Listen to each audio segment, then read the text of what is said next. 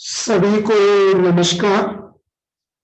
मैं डॉक्टर शिवाकांत पाठक एक बार फिर सत्य, न्याय और धर्म की प्रयोगशाला में आपका स्वागत करता हूं।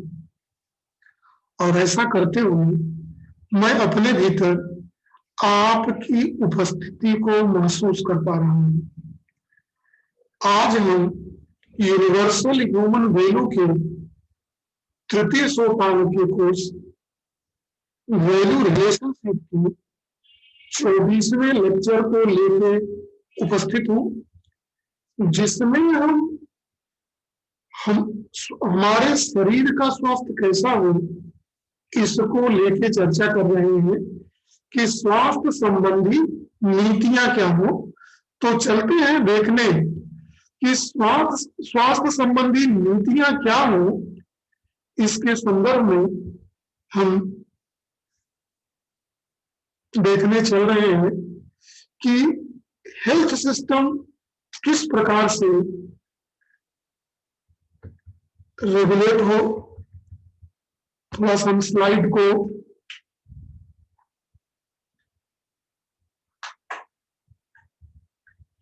सेट कर लें।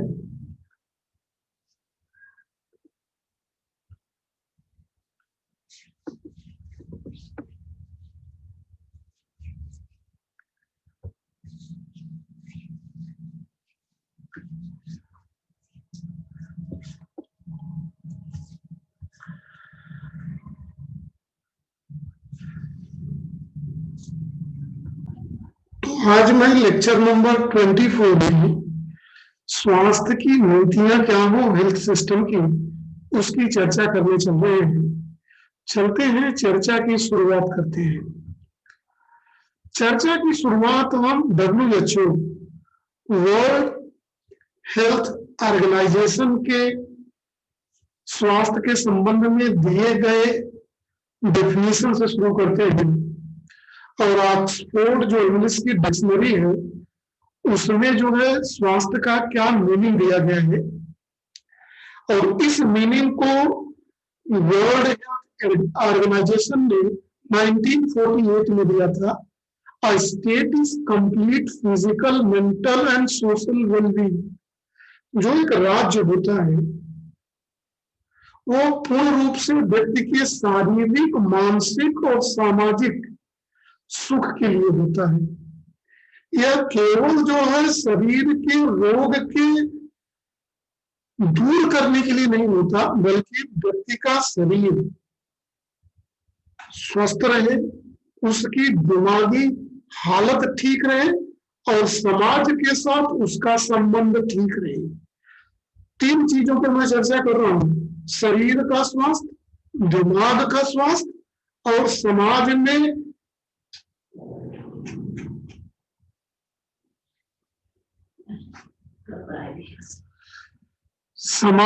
लोगों के साथ जो व्यवहार है हमारा वो ठीक ठीक रूप से चलता रहे, तब हम पूर्ण स्वस्थ कहे जाएंगे। यह मेरी तरफ से डेफिनेशन नहीं है, यह विश्व स्वास्थ्य संगठन ने, वर्ल्ड हेल्थ ऑर्गेनाइजेशन ने 1948 में जारी किया था। अगली स्लाइड को ध्यान से देखिए, जिसपे हम नीतियां स्वास्थ्य को लेके कैसे हो इस पर चर्चा करते हैं। आज हम कहाँ है मॉर्टेलिटी और मॉर्बिडिटी पर। कुछ ऐसे लोग होते हैं जो कम्युनिकेबल डिजीज कहे जाते हैं, जैसे वायरल इंफेक्शन, वायरस के द्वारा रोग, सर्दी, खांसी, एक रोगी व्यक्ति से दूसरे स्वस्थ व्यक्ति में ट्रांसफर होना। यह घटनाओं में जब भी एक व्यक्ति दूसरे व्यक्ति, एक संक्रमित व्यक्ति जब स्वस्थ व्यक्ति के संपर्क में आता है तो यह वायरस को अपने शरीर से छूने के माध्यम से, पानी के माध्यम से, सांस के माध्यम से एक जगह से दूसरी जगह ट्रांसफर कर देता है। जो आज मेडिकल रिसर्च और दवाओं की स्थिति है, इस रोगों के प्रभाव में निरंतरता में कमी देखी जा रही है। और ये जो है, जो रिसर्चेज है, इन रिसर्चों में इन रोगों के कारण क्या है, इनका टाइम पीरियड क्या है, और इन टाइम पीरियड में कौन सी दवाएं खाई जाए, इसका काफी कुछ रोगों में, कम्युनिकेबल डिजीज में इसकी खोज हो चुकी है। और इसकी घटनाएं जो हो रही है और इनसे पड़ने वाला मानव का प्रभाव, यह लगातार कम होता जा रहा है। देखिए, जो नॉन कम्युनिकेबल डिजीजेस हैं,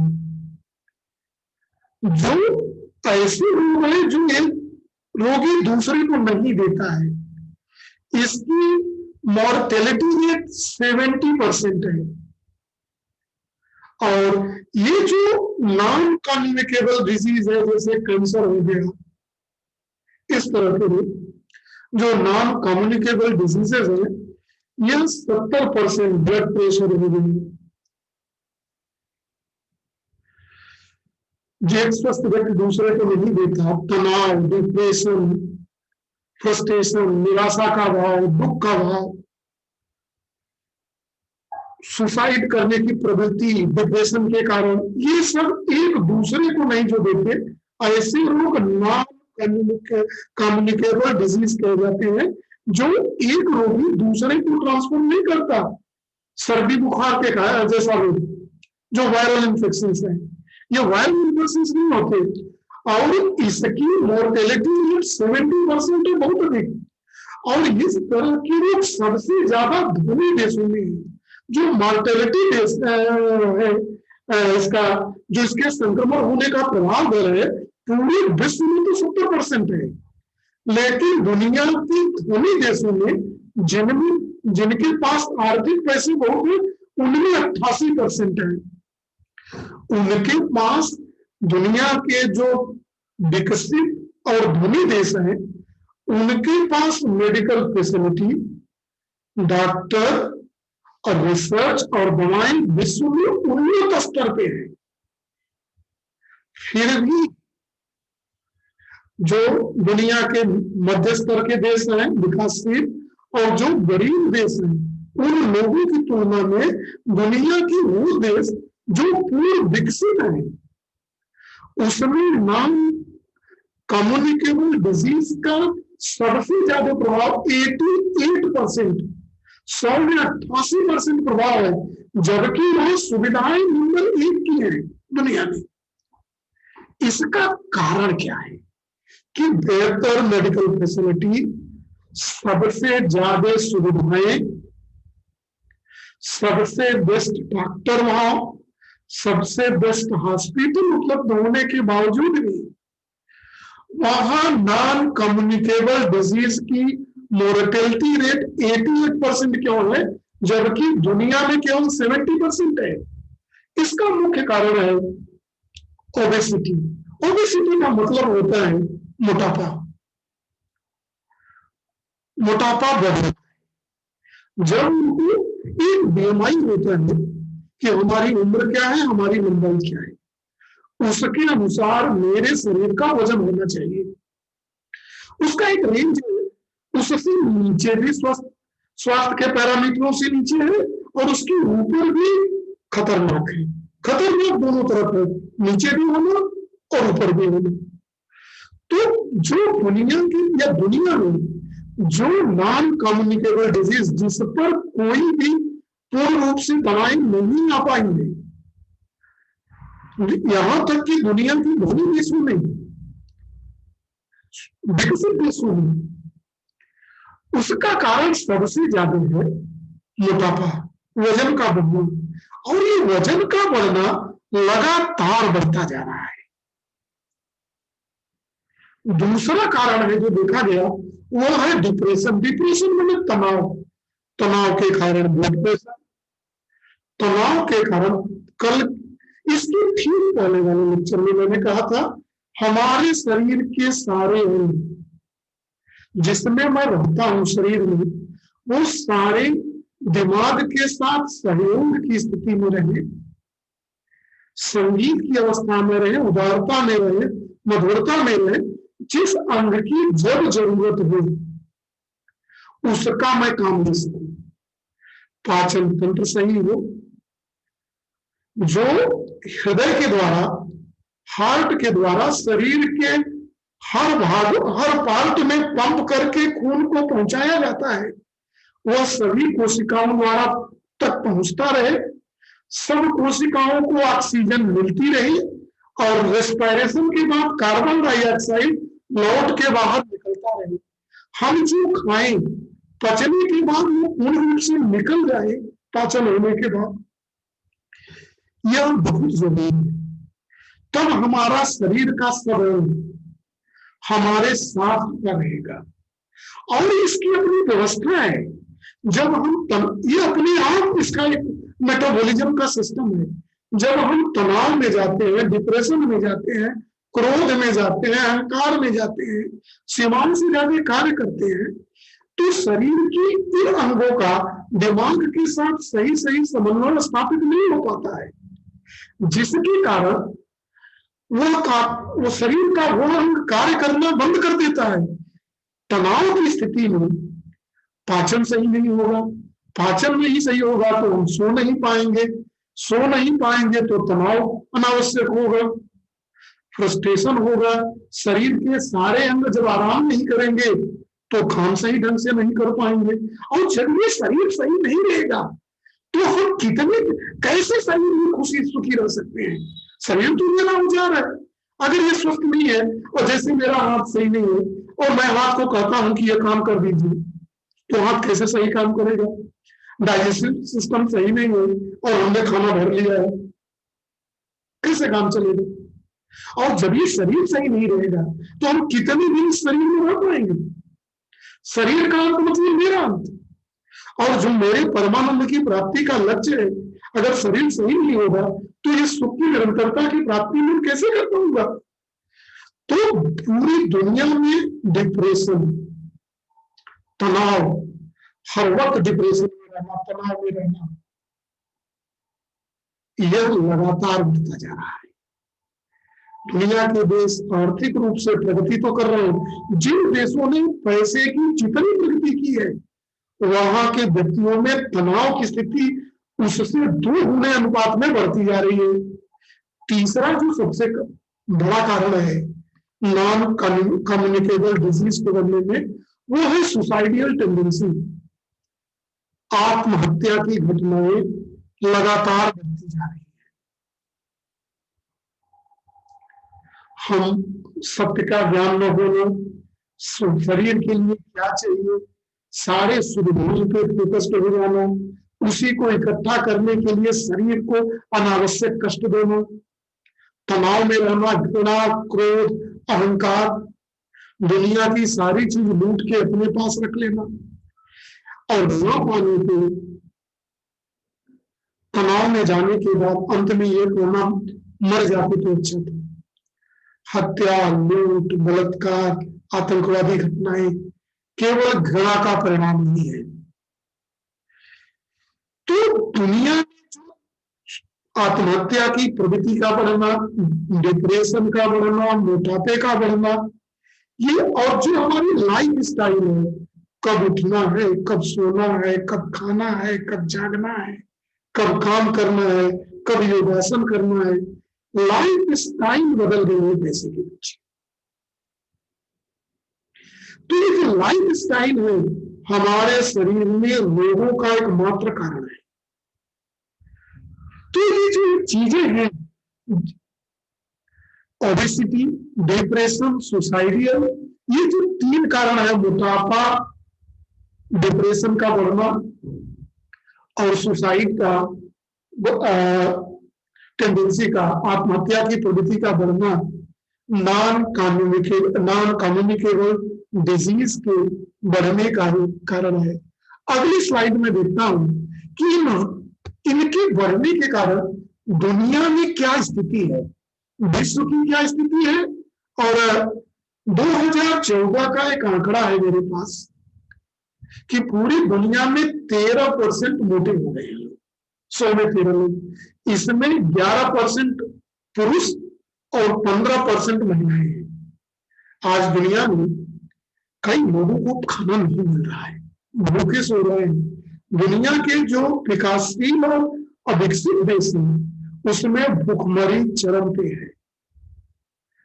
जितना सबका पेट साल भर के भरने के लिए चाहिए, दुनिया में 6 गुना अन्न पैदा होता है। उसके बावजूद भी कुछ खाते खाते मर जा रहे हैं और ज्यादातर लोगों को 2 वक्त की रोटियां नहीं मिल रही है। 2014 के आंकड़े को हम देखें तो 13% लोग मोटापे से हैं और ओबेस हो गए हैं, जिसमें 11% और जो वजन है सीमा से जो ऊपर हो गया, ओवर वेट हो गए। जैसे मैंने कहा बीएमआई एक होता है इंडिकेटर, जो बीएमआई इंडिकेटर बताता है कि आपकी उम्र, आपकी लंबाई के अनुसार आपका वजन कितना होना चाहिए।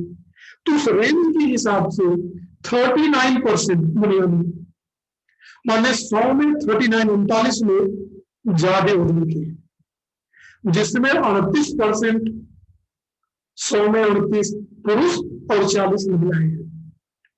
यही हम दुनिया की सबसे बड़ी देश अमेरिका का देखिए, जहां पैसे सुविधाओं की कोई कमी नहीं है, स्वास्थ्य की सुविधाओं की कोई कमी नहीं है, वहां जहां विश्व में 13% लोग मोटापा से पीड़ित हैं, वहीं अमेरिका में 20% से ज्यादा लोग पीड़ित हैं। स्वास्थ्य की उनकी कोई जानकारी नहीं, कैसे जीना है, कब सोना है, कब जागना है, क्या काम करना है, कोई 20% से ज्यादा लोग मोटापा में है। इसमें अमेरिका की 4 प्रदेशों में 35% के लोग मोटापे से, 25 स्टेटों में, राज्यों में 30% से ऊपर है और बाकी के राज्यों में 20% से ऊपर है। टोटल आंकड़ा 20% से ऊपर है। अगर हम भारत की तुलना करें अपने देश इंडिया की, तो भारत की क्या स्थिति है? इस पूरे विश्व के सिनारियों में मोटापा के कारण क्या स्थिति है? भारत में जो विश्व का आंकड़ा है कि 13% पूरे से तक मोटापे से पीड़ित है, मोटापा का रोग है उनको। भारत में, अमेरिका में 20% से ज्यादा, वही हालत इंडिया में भी है। 2007 में ही हो गया था। भारत जैसे गरीब देश में 20% लोग मोटापे के रोग से पीड़ित हैं, 20% से ज्यादा, और उसमें दिल्ली में 45% से ज्यादा लोग मोटापे से पीड़ित हैं। 30% लोग पंजाब में, 5% केवल त्रिपुरा में है। यह 2007 का आंकड़ा है। मैं 2020 की समाप्ति के समय मैं ये लेक्चर बना रहा हूं। मतलब जो ये आंकड़ा उसकी 13 साल बाद का, आज मोटापे से रोगों की स्थिति हमारे देश में कितनी होगी, इस बात का आंकड़ा हम लगा सकते हैं। जब हम वजन को ऐसे ही बढ़ाते रहेंगे तो क्या हम मोटापे से होने वाले रोगों से अपने को, अपने शरीर को स्वयं तो नहीं आमंत्रित कर रहे हैं? अगली स्लाइड को देखते हैं कि अगली स्लाइड, जब देखिए इन आंकड़ों की चर्चा हम क्यों कर रहे हैं? जब हम डॉक्टर के पास जाते हैं तो डॉक्टर हमारे रोग का पहले निदान करता है, तब दवा देता है, कारण पूछता है, कारण पूछने के बाद डायग्नोसिस करता है कि क्या ऐसी परिस्थितियां और कौन सा रोग हो सकता है। डायग्नोसिस के दरमियान निश्चित करता है, फिर उस रोग की दवा क्या होती है तो वो लिखता है। इसीलिए मैं स्वास्थ्य की नीतियां बनाने से पहले मैं स्वास्थ्य की स्थिति क्या है यह देखना चाहिए। अभी मुझे नॉन कम्युनिकेबल डिजीज में पहला कारण मोटापे को देखा, दूसरा तनाव का कारण, फ्रस्ट्रेशन का कारण, निराशा का भाव, डिप्रेशन का कारण। दुनिया में सबसे ज्यादा क्या है? पूरी दुनिया में 100 में लगभग 4 लोग डिप्रेशन के रोग से पीड़ित हैं। यह डिप्रेशन मानसिक रोगों का सबसे बड़ा कारण है। यह एक मानसिक पागलपन की स्थिति है। दुनिया में 3.8 अप्रोक्सीमेटली 4% लोग, और ये तनाव की घटनाएं बढ़ती जा रही है। और यही नहीं, ये बहुत पुराना आंकड़ा है। अगर हम आज की स्थिति की बात करें कि जो मानसिक हमारी विकलांगता है, 2020 की समाप्ति तक यह दुनिया की सबसे बड़ी विकलांगता हो जाएगी। मतलब मोटापा से होने वाले रोगों से ज्यादा मानसिक विकलांगता के कारण होगी। क्यों? क्योंकि मेरे एस्पिरेशंस, आकांक्षाएं पूरी नहीं हो रही है। हम आकांक्षाओं को सुविधाओं में देख रहे हैं, और सुविधाओं को इकट्ठा करने के लिए इतना ज्यादा अपने दिमाग को खपा दे रहे हैं कि हम मानसिक पागलपन के शिकार में हैं। और अगर जिस हिसाब से ये मानसिक पागलपन, डिप्रेशन की घटनाएं बढ़ती जा रही है, विशेषज्ञों के अनुसार 2020 तक यह नॉन कम्युनिकेबल डिजीज का सबसे बड़ा कारण बन सकता है। अमेरिका की, दुनिया के सबसे बड़े देश का भी आंकड़ा हम देख लें कि जहां दुनिया में 100 में 4 लोग डिप्रेशन के शिकार हैं, वहीं अमेरिका में 10% से ज्यादा, 100 में 10 लोग से ज्यादा डिप्रेशन के शिकार है। सबसे ज्यादा सुविधाएं, सबसे ज्यादा पैसा दुनिया में प्रति व्यक्ति आए, सबसे ज्यादा तकनीक और सबसे बेस्ट मेडिकल फैसिलिटी विश्व में होने के बावजूद भी सबसे ज्यादा डिप्रेशन के लोग अमेरिका में ही है। यह केवल लक्ष्यों की नहीं पहचान और सही जीवन शैली नहीं बनाने के कारण है।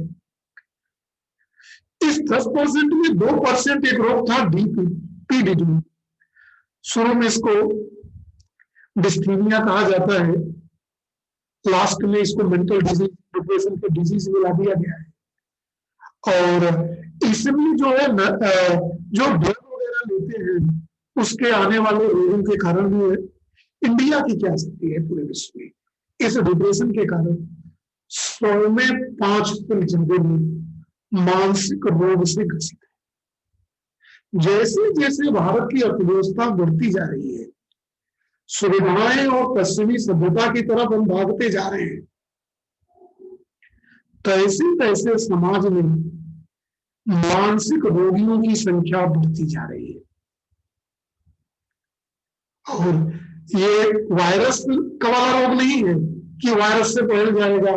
वायरस से फैलने वाले रोगों में मैक्सिमम वायरस के द्वारा रोगों को कंट्रोल करने की क्षमता मेडिकल साइंस ने तैयार की है। कोरोना का काल चल रहा है, इसके वैक्सीन के निर्माण की प्रक्रिया चल रही है। और जो रोग वायरस के द्वारा होते हैं, कम्युनिकेबल डिजीज है या बैक्टीरिया के द्वारा, उनमें मैक्सिमम के कंट्रोल किया जा चुका है। लेकिन जिस रोगों को मैं स्वयं अपने शरीर में ला देता हूं, उसमें कई रोगों की दवा नहीं बन पाई है। सोचने वाली बात है, जिस देश में मैं रहता हूं और 130 करोड़ से ज्यादा लोग रहते हैं, 130 करोड़ का मतलब होता है में 5% से ऊपर, मतलब लगभग 6 करोड़ के आसपास लोग मानसिक पागलपन के शिकार हैं। हमारे देश में ऐसे हॉस्पिटलों की बहुत कमी है, योग्य डॉक्टरों की बहुत कमी है, समझे।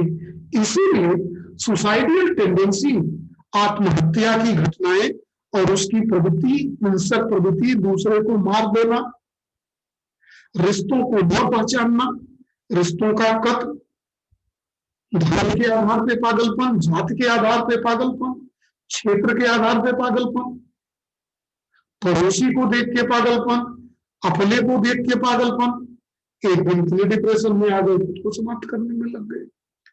तो ये जो है सबसे ज्यादा देश में अराजकता का कारण है, और यह कानून व्यवस्था के लिए बहुत चुनौती का कारण है। जब इस तरह की घटनाएं बढ़ती हैं तो देश की सरकारों के सामने गंभीर संकट पैदा हो जाता है। अगली स्लाइड को देखते हैं, इसमें भी कई समस्याएं हैं। 2016 का एक आंकड़ा है अमेरिका का। इस आंकड़े को ध्यान से देखिए। हम अमेरिका की आंकड़े को क्यों दिखा रहे हैं? क्योंकि वो आर्थिक रूप से पूर्ण विकसित है और दुनिया का नंबर 1 देश है, जहां सारी सुविधाएं एक्सट्रीम लेवल पे हैं, उच्चतम स्तर पे हैं। देखिए, यूएसए 2016 का है, suicide is 10th leading cause of death. America में जो भी मृत्यु होती है उसमें से 10 मृत्यु आत्महत्या के कारण होती है। जो 10वीं समस्या है देश की, जो यह देश अमेरिका की 10वीं बड़ी समस्या है जो आत्महत्या के कारण होती है।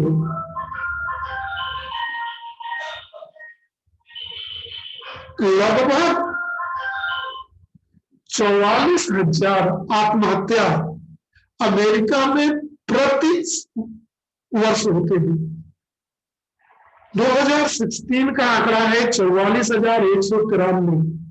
44,193 लोग आत्महत्या कर लिए।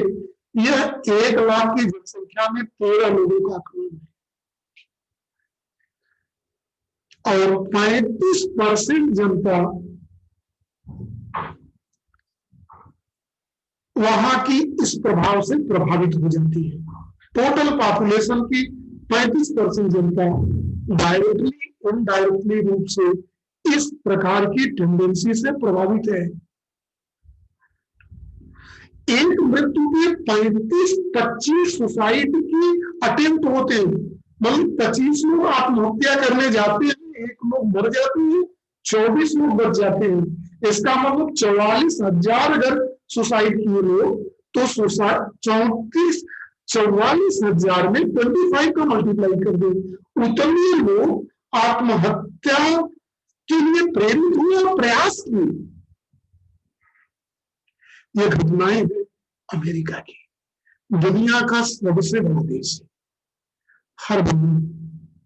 देखिए, अगर अमेरिका से भारत की तुलना करें तो 1987 का मतलब आज के लगभग 37 साल पहले 1 लाख में लगभग 8 लोग आत्महत्या करते थे। 2007 में भारत के आंकड़े में यह बढ़ के 10.3, लगभग 10 से ज्यादा आदमी आत्महत्या करने लगे। जो 8 का आंकड़ा था वो 10 पे आ गया और 2016 तक यह 15 से ज्यादा बढ़ गया। आज 2020 में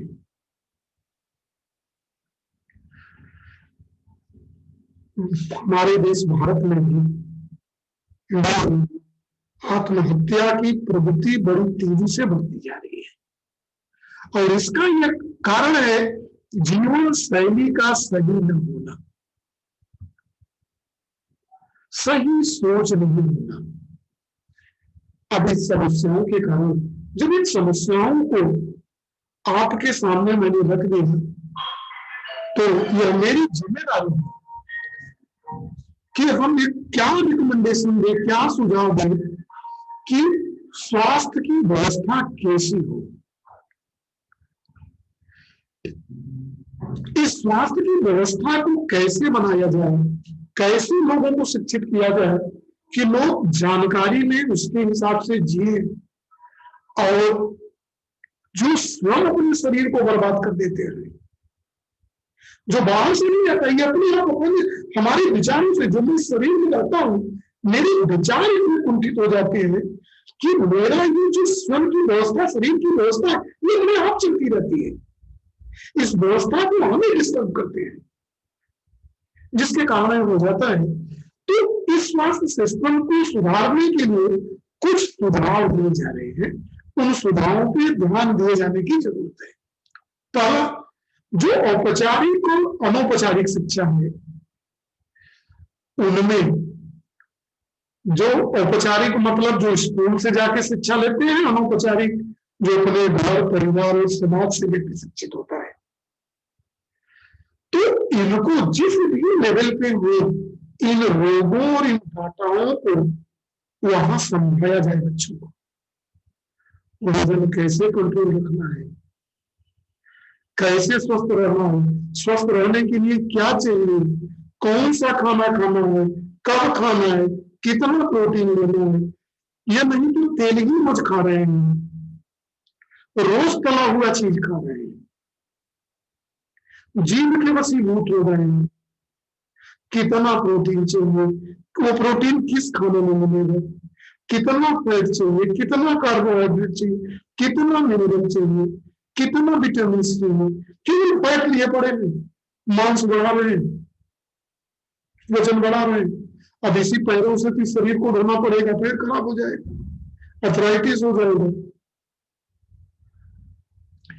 तो शिक्षा की व्यवस्था में करिकुलम पाठ्यक्रम में होना चाहिए कि मैं मेरे प्रति ये मेरी फीलिंग ये जनरेट होनी चाहिए, मैं स्वयं इसमें जानना चाहिए कि हमारे शरीर के प्रति क्या उत्तरदायित्व है, हम जीवन के पीछे क्यों भाग रहे हैं,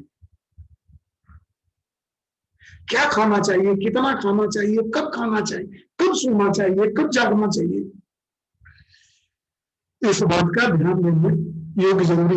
अगर ऐसा कर लिया जाए तो 50% रोग अपने आप ठीक हो जाएंगे।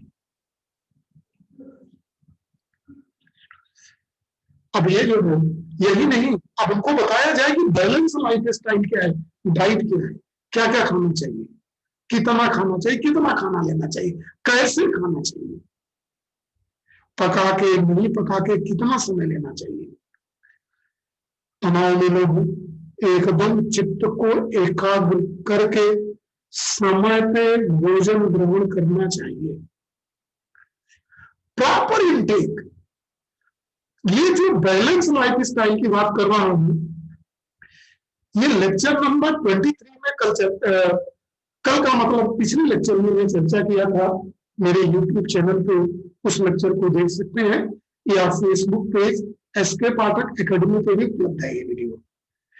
तो उसके लिए ये है कि प्रॉपर इंटेक कितना खाना है, ब्रेकफास्ट कितने बजे लेना है और कितना लेना है, लंच कितने बजे लेना है। पिछले लेक्चर में मैंने कहा था 12 बजे भूख लगती है दिन में, 12 बजे खाएं, 2 बजे बचाएं, उसके पहले जो काम करना हो कर लें। प्रॉपर इंटेक कितना नंबर लें, कब लें, और मेरा डेली रूटीन क्या हो, कितना कब सोना है, कब जागना है।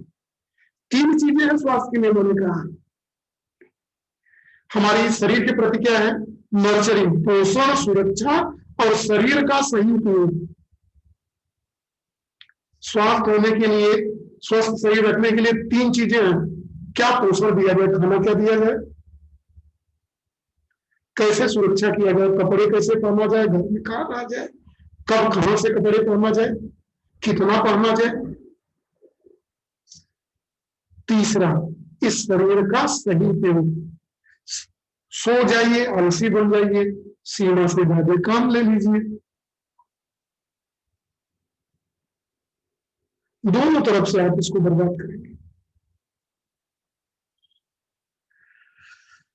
तो proper intake and daily routine कितना लेना है, और मेरी जीवन शैली क्या है।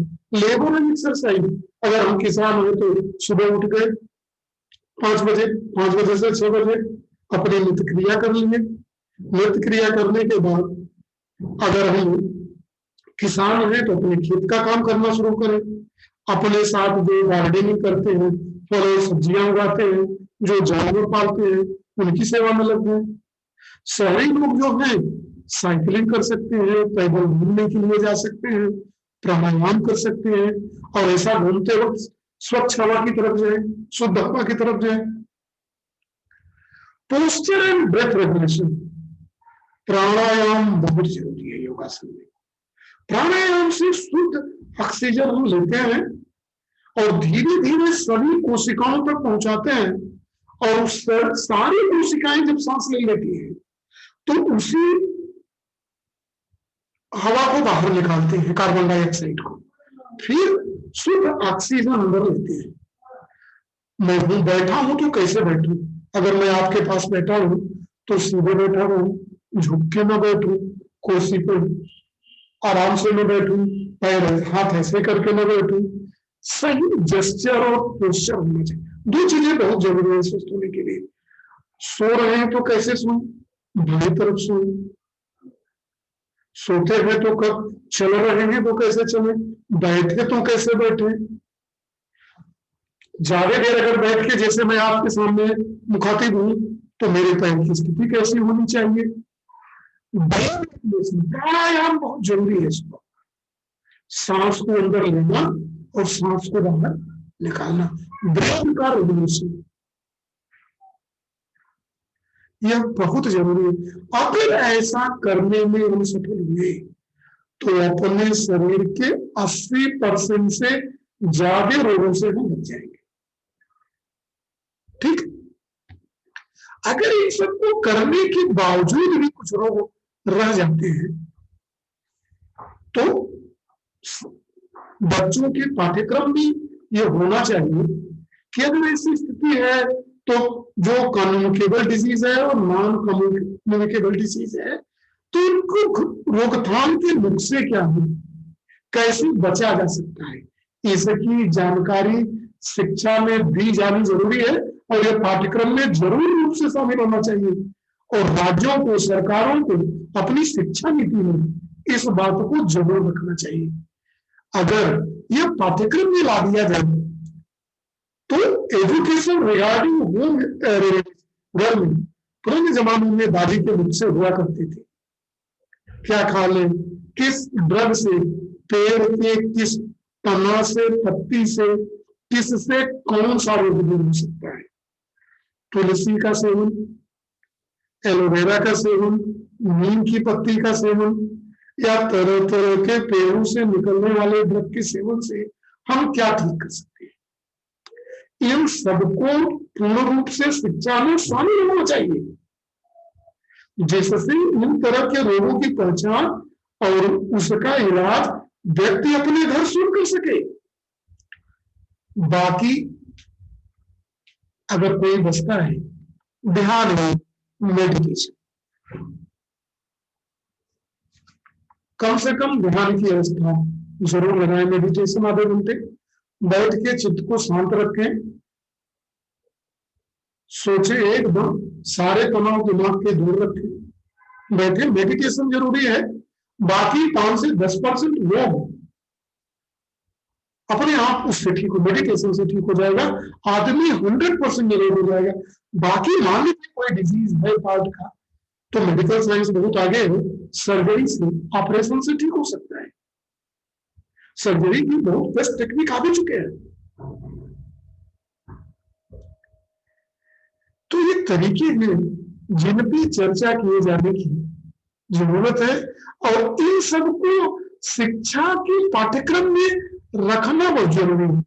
इसलिए हम शिक्षा की नीतियों पे चर्चा करने चल रहे हैं। The country's health system will have overall responsibility for ensuring health of every citizen. देश का, राज्य का यह दायित्व है कि अपने नागरिकों की स्वास्थ्य की व्यवस्था को बनाया जाए, सुरक्षित रखा जाए। उसके लिए जहां जहां सुधार की जरूरत हो, बेसिक स्तर से कार्य किए जाने की जरूरत है। केवल हॉस्पिटल और डॉक्टर से इसका इलाज संभव नहीं है। हर व्यक्ति को एजुकेट करना, शिक्षित करना, इस तरफ जानना बहुत जरूरी है।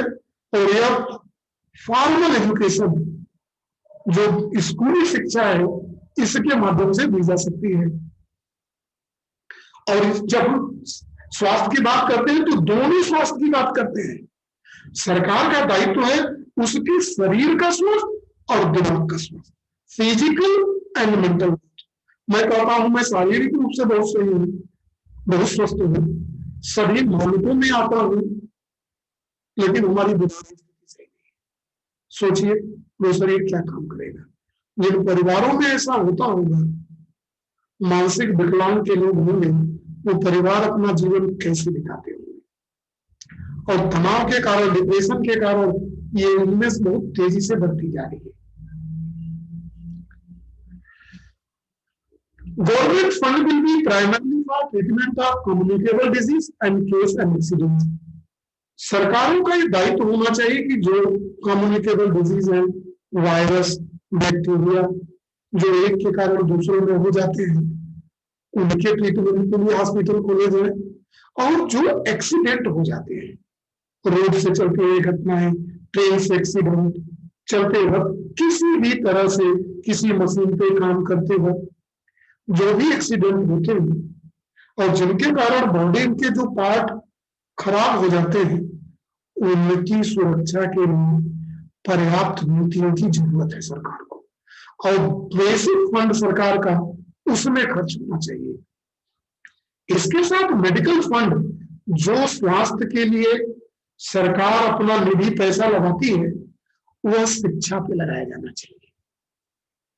शिक्षा पे लगाया जाए तो इस तरह से इस पाठ्यक्रम, संस्थाएं और योग्य टीचर इस तरह रखे जाए।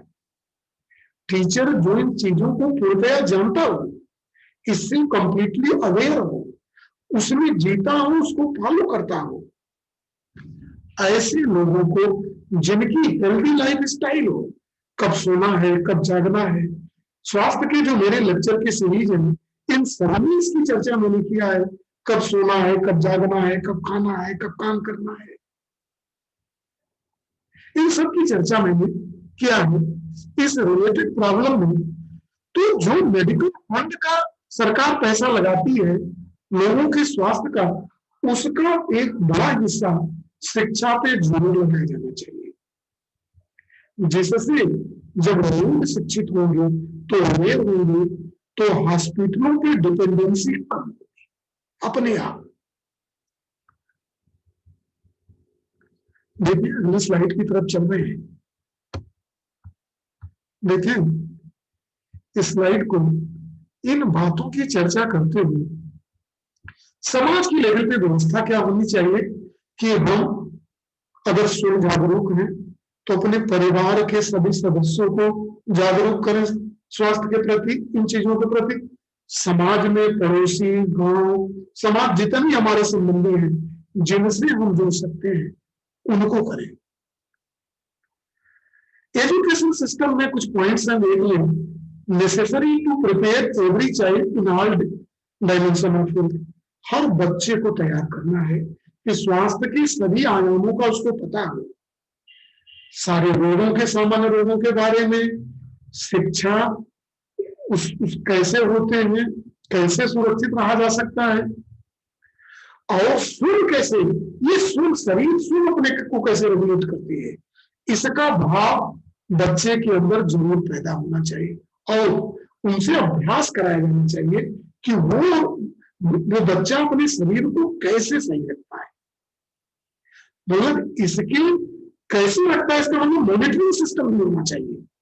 यही नहीं कि किताबों में पढ़ा दिया जाए, उसके साथ क्या वो प्राणायाम डेली करता है कि नहीं, योगा करता है कि नहीं, सही समय पे खाना खाता है कि नहीं, सही खाना खाता है कि नहीं, ज्यादा खाता है, कम खाता है। ज्यादा खाना भी वजन को बढ़ाना और कम खाना जो है वजन को घटाना। परिवारों के सिस्टम में क्या होना चाहिए, यह नीतियों में शामिल होना चाहिए व्यवस्था के। परिवार के सभी सदस्यों के साथ संबंधों में जीवन प्रेम पूर्वक जिए, घृणा के भाव से बाहर निकले, सबके साथ सहजता, सरलता, मधुरता, उदारता और संगीत की स्थिति में रहे, जिससे आपका भी फिजिकल मेंटल हेल्थ सही रहेगा तो शरीर में सही होगा। शरीर सही होगा तो ये अपना सारा काम, सांस लेना, डाइजेशन करना, जितना भी शरीर का काम है, ये अपने आप करता रहता है। इसको हमारी तरफ से करने की जरूरत नहीं है, शरीर सिर्फ रेगुलेटेड है, सबकी इसकी व्यवस्था है। खाना खाएंगे तो अपने आप ही पचाएंगे, हमको नहीं पचाना है, लेकिन तनाव दे देंगे, तो डाइजेस्टिव सिस्टम, नींद नहीं आएगी। खाना सही नहीं खाएंगे तो नींद नहीं आएगा, नींद नहीं आएगा तो डिप्रेशन होगा।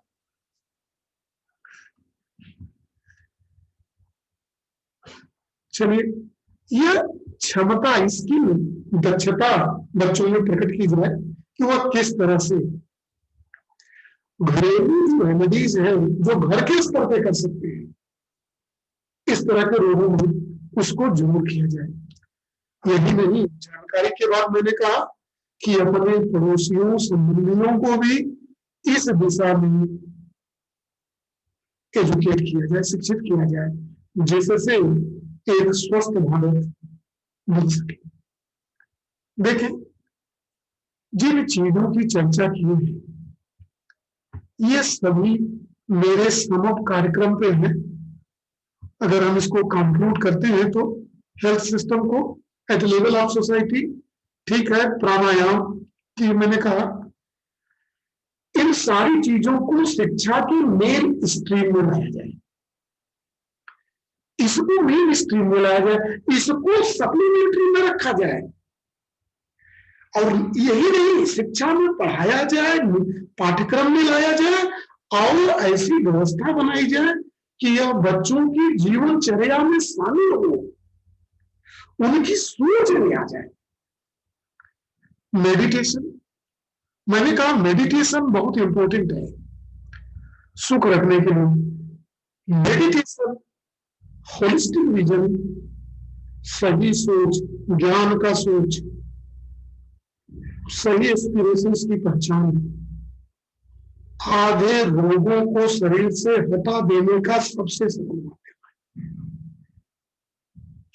है। एक दूसरे के साथ रहें, एक दूसरों के साथ संबंधों में जिए, घृणा का भाव उठाए, परस्परता में जिए, जिससे स्वयं सुखी हो, दूसरे को सुखी करें। देखिए, चर्चा की समाप्ति पे हम आ चुके हैं। मैं स्लाइड को मेंटेन कर लूं।